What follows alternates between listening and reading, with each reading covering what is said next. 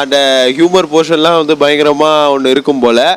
அந்த பையன் விஜயை காட்டுற இதில் டிஏஜிங் லுக்கில் வந்து இன்னும் கொஞ்சம் கான்சென்ட்ரேட் பண்ணலாம். அது ஒரு சிலர் செட்டே ஆகலை. அவர் டைலாக் பேசுகிறப்ப கூட அது ஒட்டாமலே இருக்குது. ஏன்னு தெரில. ஏன்னா நம்ம தமிழ் சினிமாவுக்கு டிஏஜிங் வந்து செட் ஆகலை அப்படிங்கிறது தான் நிதர்சனமான உண்மை.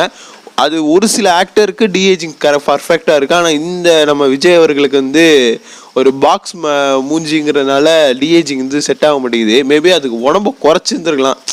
உடம்ப குறைச்சி அந்த மாதிரி இது பண்ணலாம். ஏன்னா எத்தனையோ ஆக்டர்ஸ்லாம் வந்து தன்னை ரொம்ப வருத்தி உடம்ப குறைச்சிக்கிறாங்க. ஆனால் இவர் செய்வாரா அப்படின்னா செய்யலாம். செய்யறதுக்கான எல்லா பொட்டன்ஷியலும் இவர்கிட்டையும் இருக்குது. ஆனால் செய்ய மாட்டேங்கிறாரு. டிஏஜின்னு சொல்லி கோடிக்கணக்கில் செலவை இழுத்து விட்டுறாரு. ஆனால் இவர் மட்டும் 100 கோடி 200 கோடின்னு சம்பளம் வாங்குவார்.